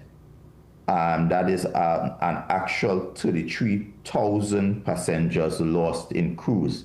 So right around across the board, we are seeing a complete decline and deterioration of, the well-being of Tobagonians. All our sectors are in a state of decline, and therefore after $10 billion, it's quite disappointing. This is the most monies available to any administration, and yet we are not seeing the positive results. I know lots of the money is to deal with recurrent expenditure and to pay THA staff, and I would imagine what's left over would be put aside for investment. And we saw recently with the, or at least attempted acquisition of the ambulance. You would have mentioned that. I'm seeing the Chief Secretary mention recently that the procurement officer will treat with that issue. What's the latest in that ambulance debacle? And that's also sad, because while we are saying we don't have money and to prioritize the development of Tobago, you're seeing a lot of wastage. Jason, when you look at the facts of that procurement, it is quite troubling. You have a situation where the TRHA would have went out for request for quotation for 2 ambulances and then made an award for 4 ambulances to the tune of $5.395 million. And then somewhere along the line, they ended up procuring an additional 8, notwithstanding that they didn't even receive the first 4 after 2 years from the supplier, but they added and paid down payment on an additional 8. That skyrocketed that procurement from $5.359 million to over $17 million. And what is even worse, the TRHA is paying $1.44 million for an ambulance, an unknown brand ambulance, when the quoted branded ambulance that the supplier quoted for was Isuzu, yet we received a brand that is unknown to anyone in this part of the world called Force. And what you recognize is that even after these ambulances have been delivered, 4 of which would have been delivered since October 2024, there have been a number of mechanical issues that have not allowed them to function in the way they're supposed to function. So the TRHA continues to also pay a lease for ambulances of over $5 million in additional costs. And more than that, when you look at the procurement, the TRHA actually had better options that were cheaper. In fact, this supplier that they went with had zero, I want to repeat that, zero experience in supplying ambulance. They had never supplied ambulances in their life before. And you had reputable suppliers who were actually providing ambulances at a cheaper cost. As a matter of fact, one of those bidders who came forward was the bidder who provided us with the current Ford fleet of ambulances, and they came in at $1 million compared to the $1.44 million that we are spending. And even Amalgamated also submitted a quote for ambulances at $700,000, and they were able to show that they have experience in supplying ambulances to other regional health authorities in Trinidad, such as the North Central Regional Health Authority. They also had an order in from the government of St. Lucia. And for some reason, unknown to any right-thinking person, the TRHA found no favor in those cheaper options coming from reputable companies with reputable brands, and we ended up with ambulances that are fraught with issues. Let me ask you, in the minute that remains, your particular rating on TPP's representation in Parliament in the lower house. Are they using their voice to advocate and to push for the interests of Tobago? We're talking here MP Thomas, who represents Tobago East, and MP Sampson, who represents Tobago West. Your take on their performance thus far? We were told that they were going there to fight for Tobago. So the first red flag for Tobagonians is the fact that they are sitting on the side with the government. And so far, rather than speaking on behalf of Tobagonians, they are speaking on behalf of the UNC. And therefore, we see this TPP administration as no different from the UNC. And in fact, Tobago has actually gotten less rather than gotten more, because they are sitting with the UNC outside of the cabinet, and therefore it makes it even more difficult for them to get, benefits for Tobago outside when they are not in the cabinet. And therefore, it is quite, they did a good con job on Tobagonians by making Tobagonians feel they were going there to be neutral fighters for Tobago, rather than what we are seeing. They are actually hook, line, and sinker joined to the UNC. Calvin Morris, as always, a sincere thanks this morning for spending and sharing the space with us. Let's keep in touch and keep us posted with all developments, Tobago. Thank you so much, and always a pleasure. Take care, Jace. All the best. THA Minority Leader Calvin Morris touching base with us on this Wednesday morning. We come back and get into some details via the Unit Trust Corporation.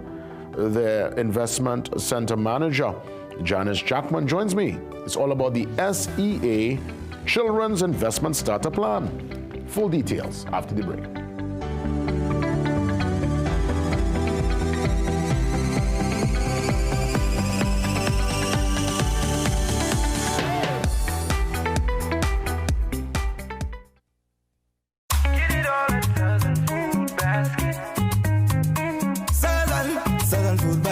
Quality food to fill your basket. Get it all at Southern Food Basket. Fresh goods on every aisle with best prices.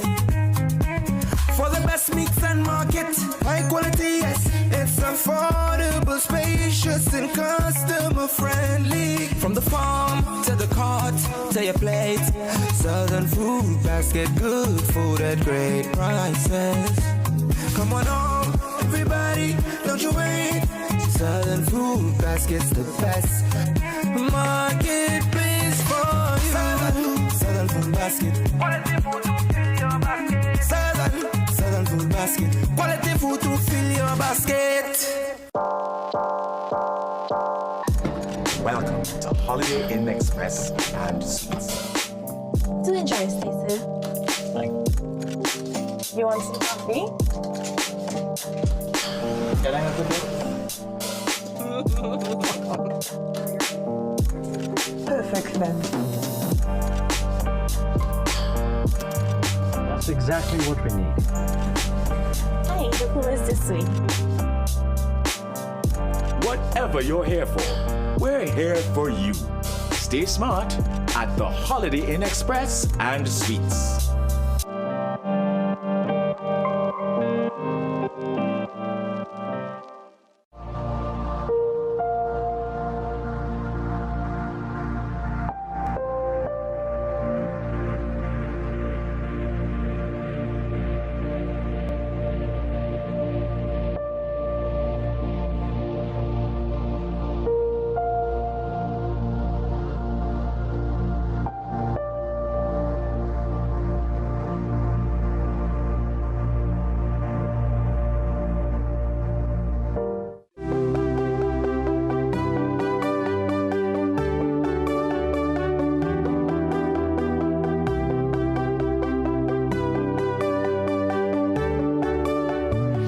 Welcome back. As promised, Investment Center Manager under the umbrella of the Unit Trust Corporation, Janice Jackman, joins me to discuss the SEA Children's Investment Starter Plan, or as they say, CISP.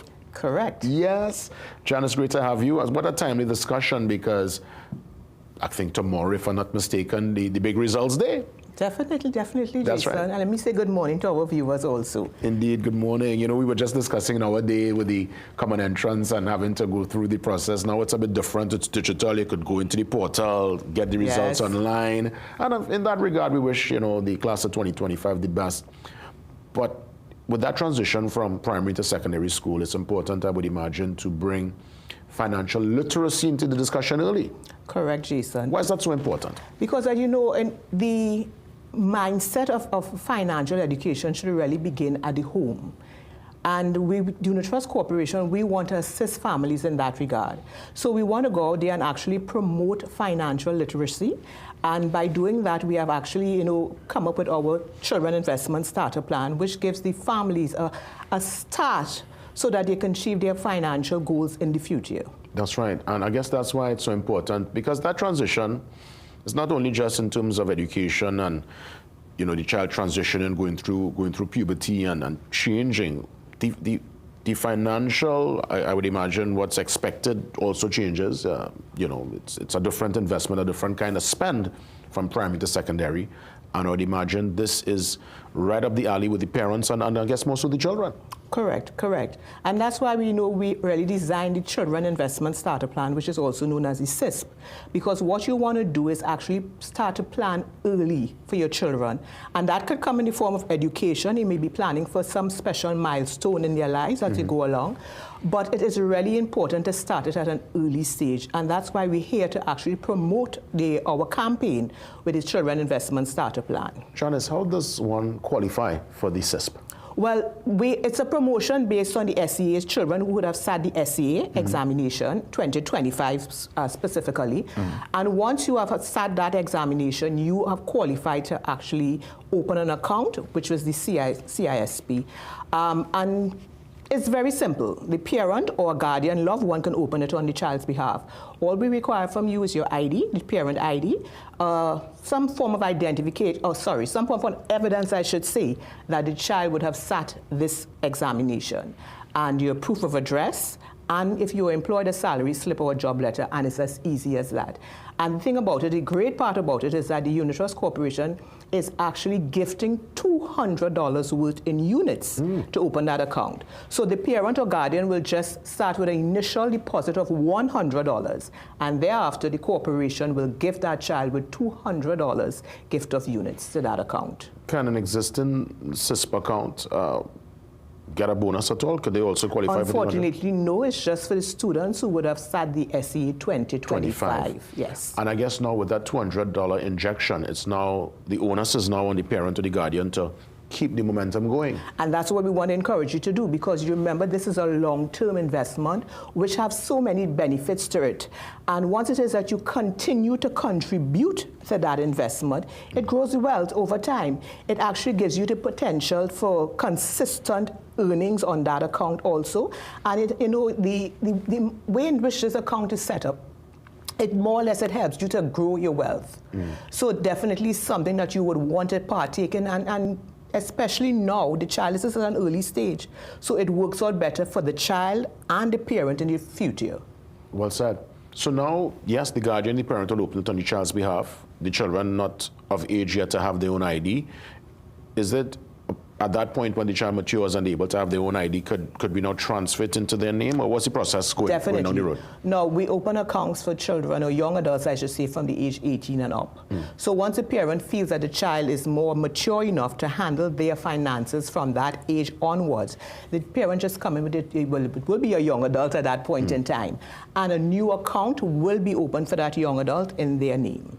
So tomorrow, I would imagine, at your offices across the length and breadth of the country, or even Friday, is just for the guardian to walk in with the slip, with their ID, with the proof of address, everything you mentioned, all requirements, and you say you're coming to open up the CISP. Yes, and the thing about it, the promotion started the 1st of July, and this is going until the 5th of September. Oh, nice. So you have a really reasonable window in which you can get that open. And as I said, yes, the details are there where it is that the parent or the guardian can come in. Now, it doesn't necessarily have to be the child's parent. It could be a guardian. It could be a loved one who even want to offer a gift to that child.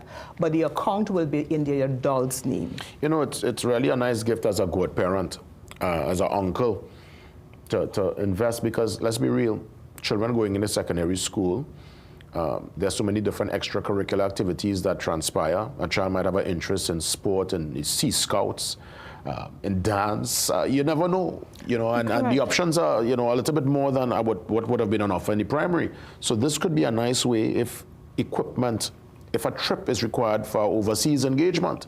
Definitely. You could now dip. At what point? Could you, at any point, dip into the CISP? Yes, the account is very flexible, but we want to keep in mind that you should really consider it as a long-term investment. So more like a long-term. That's right, because you don't want to just use it where you can just make your contribution and the next week, next year, you actually withdrawing, because you'll defeat the whole purpose of the fund, because you want it to be more future thinking in the sense that the child, when they reach an age, the start of their future could be more or less financially sound and secure. Well, I understand. So this more or less, you're looking at the duration. This should more or less go right through the duration of the secondary school experience and mature down the road. Right. Okay. And we know life happens, so we know that, again, you may want to or have to in instances, but keep in mind it's a long-term investment. And with investment, I guess the longer it stays within the safety of the account, the greater the dividends. That's right, and in sense of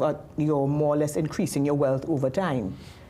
Because you really want, what you'll be looking at is to secure that young person's future financially. And you know, Jason, it's even so bigger than that, because you know, once it is that we actually have that mindset, smart habits when it comes to your money, it really helps the child, it helps the family, it helps the nation on a whole. Yeah. Because what you're doing, you're changing the mindset of what long-term investment should be all about and securing your financial future. Janice, as always, I'll let you have the final say.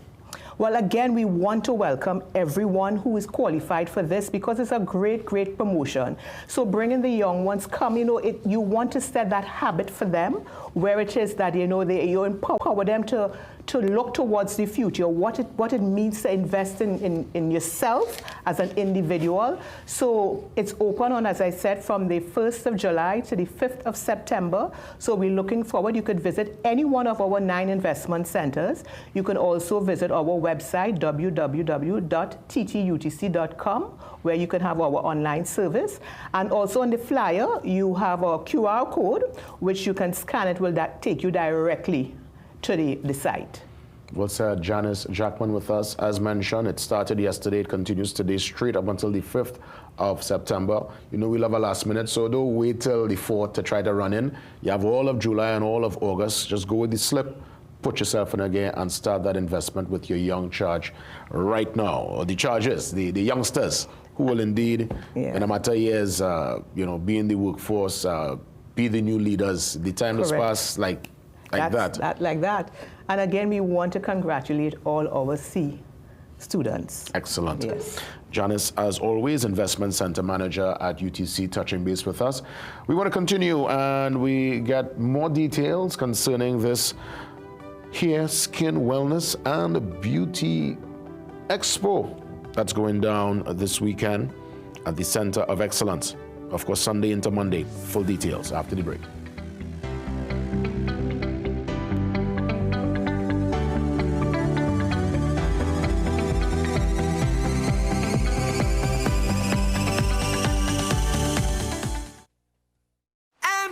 Life with Guardian Life. Every sunrise brings a new beginning, a quiet promise that we're never truly alone in life's journey.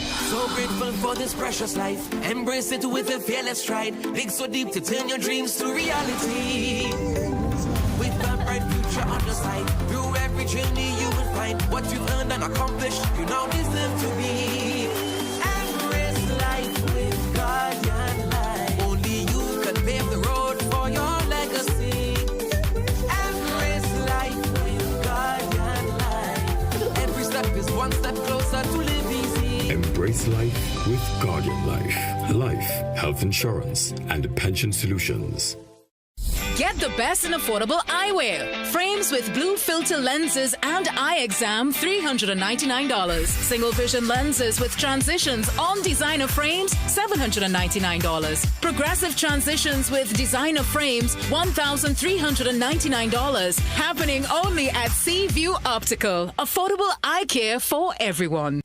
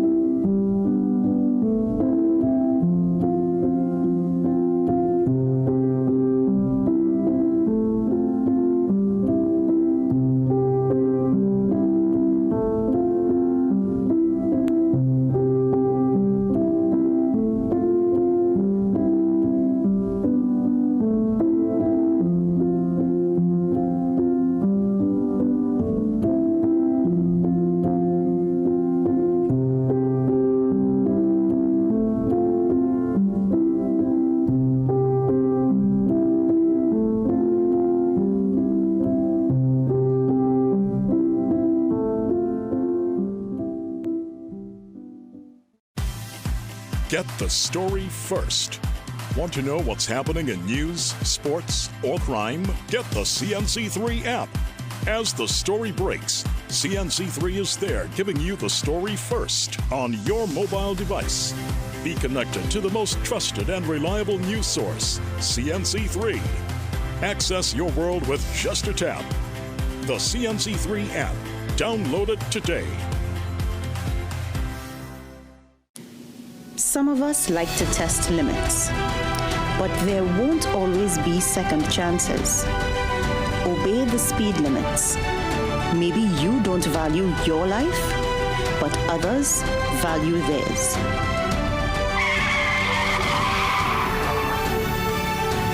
A message from the TTPS.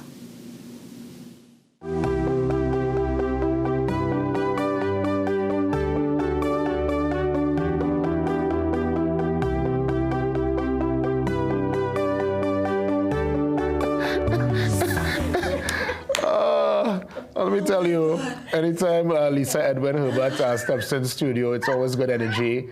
Lisa is here with great company this time, Colleen Grant in the country for this amazing showcase that's going to take over the Center of Excellence this weekend. We're talking about the Hair, Skin, Wellness, Beauty, and Beyond Expo.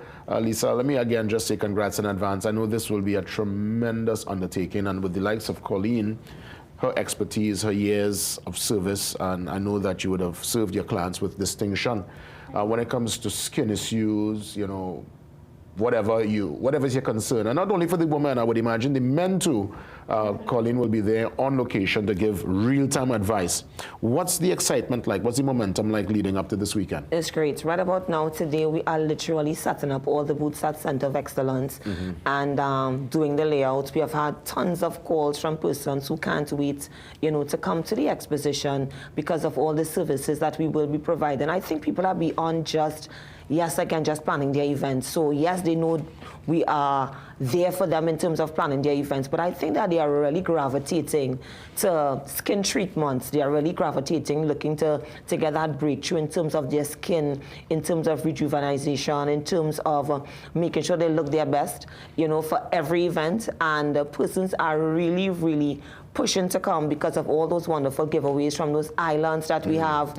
And we have so much different competition. So it's really going to be energy at the exposition this weekend. So it's been really, really good vibes. Colleen, I want to bring you in the discussion because when it comes to skin, obviously we look at different factors: humidity, where we live, where you are in life.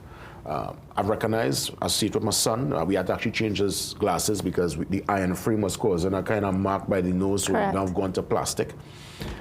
There are so many considerations, and sometimes people might feel, well, you have to go to Valencia there in Venezuela, go Colombia, go Miami, and pull and tweak. But I understand that there are other ways and means of treating with these issues. Just walk me through just some advice in that regard and what you're going to bring to the table this weekend. Well, when it comes to what you're talking about, the indentation with the glasses, because anything that we do for a long period of time, then the skin starts reacting, right? If we frown too many years, then we get the lines that signals we've been doing that. So with your son, not only the indentation, he's got some hyperpigmentation, which is darkness, where that mark is. There are ways that we can fix the hyperpigmentation naturally without going under the heavy peels, which is chemical, which will eventually down the line cause more hyperpigmentation. So, I mean, some of it could be topical, I would imagine. Correct. How much does diet play, let's say, in your skin health and just your overall well-being in terms of that aesthetic? Well, diet, definitely. Everything that we see on the skin is coming from somewhere. It's either environmental or it's from internal, right? So we have to do a deep dive as an esthetician. You do an intake, and you're going through everything that person does in their life. Are you into sports? Maybe that's causing the issue. Are you a swimmer? Is it the chlorine? What's causing the issue? Is it something you're eating? Is it hormonal? Indeed. I want to ask Lisa, I mean, Colleen, a professional like herself, will be there, and others taking the time to set up their booth and to ensure that they bring the best advice. But could someone get, let's say, an assessment? Yes, definitely. On spot? Yes, they can, because it's not a flyer exposition, it's live demonstrations. And we definitely spoke to all our exhibitors and we told them, listen, bring your salon to the expo. You know, if it is you have, it could be a makeup bed, it could be a massage bed. For persons who are doing like yoga and relaxation, we told them we want actual stuff being done at our exposition. So yes, persons are gonna get assessments. Yes, they will be doing practical demos on persons who are coming to the exposition. And that is why we told persons to arrive early. Because again, we want everybody to get something going on. Now, yes, they can't get everybody to get like a demo on, but we are saying that during that time of the expo, there will not be just persons just telling you stuff from a flyer, but it will be persons doing practical demos on you and yes, giving you professional advice. You know, I mean, this is a billion-dollar industry. You know, we look at the global beauty industry. It's beyond measure, and I know ladies take particular attention. But I want to ask Colleen, through your years, are you seeing more men stepping up and trying to treat with themselves in a meaningful way? Absolutely, absolutely. And you know, it's no shame. Men need to take care of themselves. I think they've been made to feel like this is only for women. Do you get a pedicure? Ah, that's a woman's thing. You know. I used to feel that way, honestly, when I was a bit younger, but I guess I've been a little more cultured now. I've matured, so I do dig a horrors, but honestly, I used to dig a real horrors in the early. I used to actually feel embarrassed. Well, yeah, your feet, you're on them for your whole life, right? Yeah.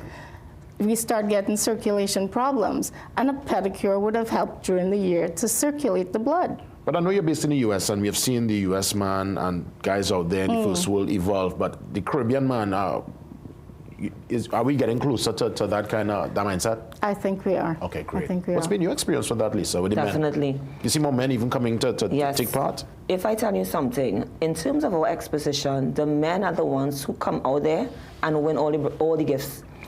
The men are the one, listen to me, those girls can't do it like those guys. Yes. Those guys are the ones who are entering competitions. Those guys are there in those booths and they are literally coming out and doing so much. We have barbers at our exposition as well, so it's not just about hair care for women, but it's also hair care for men. It's about skin care for men. And we are still just awaiting just one last detail from our Ministry of Health, who is really, really trying to come there with a booth to assess men as well. So our exposition is pushing for the men, because again we are saying you need to come out and do you more. So it's all about doing the men as well. The barber game stepped up in a major way. You see barbers now, you know, doing the spray on. That's right. There's some barbers that give you, you know, the hot towel. I'm telling you. That wasn't something we experienced back in the 80s and 90s. That's correct. And again, take your cut and go. Yeah, but now the culture has changed. Yeah. The men are seen about themselves more, and that whole culture change is so important. You know, when I do weddings for persons, I literally have the spa days for men. You know, which days you're going to the spa, what you're going to do. Okay, then Lisa, when is my appointment? So they are very much into themselves, and that is good, because a female, the same way I always tell persons when I'm doing radio programs, the same way a man shop with his eyes, a female also shop with her eyes. You understand? Hint, hint. So the same way a guy or guys will be lying and looking at females and saying, she look real good, boy. Woman says the same thing, does the same thing. So again, we have to understand it is a win-win situation in terms of attraction and also wellness. Wellness is so big. You know, sometimes persons go through so much and they don't have an outlet. And that is the reason why this exposition is bringing that outlet, because we have personal fitness trainers there as well. And we have our wellness professionals. Every single body is just coming to bring this whole game to say, listen, let's do you while you plan your event. And that is why we have our vacation persons there as well. Indeed. In the seconds that remain, Colleen, I'll let you have your final say in terms of the takeaway when people visit you this weekend. Well, when they come, they'll definitely get an education in how we need to do aesthetics to keep not just us safe as estheticians, but the client, right? So we'll be going into all the microneedlings, the microcurrents, what we can do and what we can't do as an esthetician, what should be left to the doctors. We're going to talk about stretch marks, because it's not just what we see here. We want to, for women, they have concerns. You go on your honeymoon, you might be in a bikini. Do you have stretch marks? We could handle all of that. So. Well said, Colleen, and I know you will have a great time. Saturday and Sunday, Center of Excellence. In the seconds that remain, Lisa, how do folks get involved, get their tickets, and where do they go for more information? The good thing is that you can get your tickets at the door, because not everyone has credit cards and stuff that can buy their tickets via Island e-tickets. So it's definitely this weekend. On Saturday, we begin from 10 a.m. until 6 p.m. On Sunday, we start from 1 p.m. to 6 p.m. It's at the Bougainville Hall at the Center of Excellence. It's just $100 $100 to come in, and imagine for that you have almost 7 to 8 vacation stays to be won. So it's a lot of fun. So we want persons just to come, enjoy themselves. Please walk with some money, walk with your card, because what is happening is that a lot of these exhibitors will be having discounts at their booths. So again, you want to walk away having their products for your skin, for your wellness. And yes, persons who are getting married, there's a lot of stuff for you as well. So this exposition is for everyone, and we're definitely going to see them there. Lisa Edwin Herbert touching base with us this morning, and Colleen Grant getting everyone ready for this weekend at the Center of Excellence for the Hair, Skin, Wellness, Beauty, and Beyond Expo. We come to wrap things up after the break. See you soon.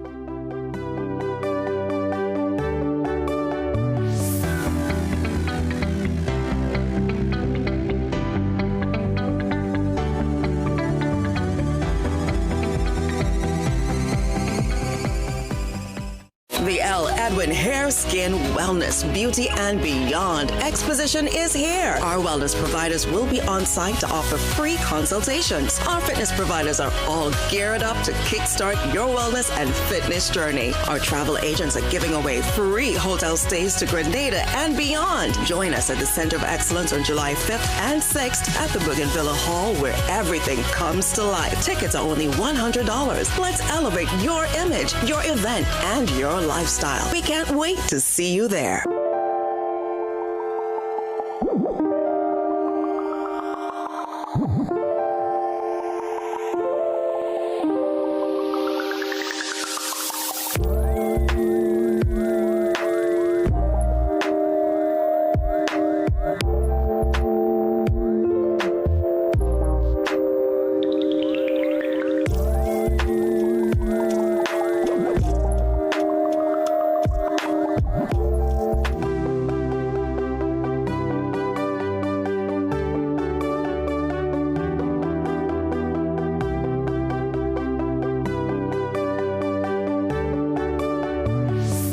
Thank you as always for tuning in. It's been a fantastic, amazing production again. Yet again, we thank you for giving us your time, allowing us to spend the morning with you. God spare. I'm back for more tomorrow. Until then, take care of yourselves and each other, TNT. Have a great one.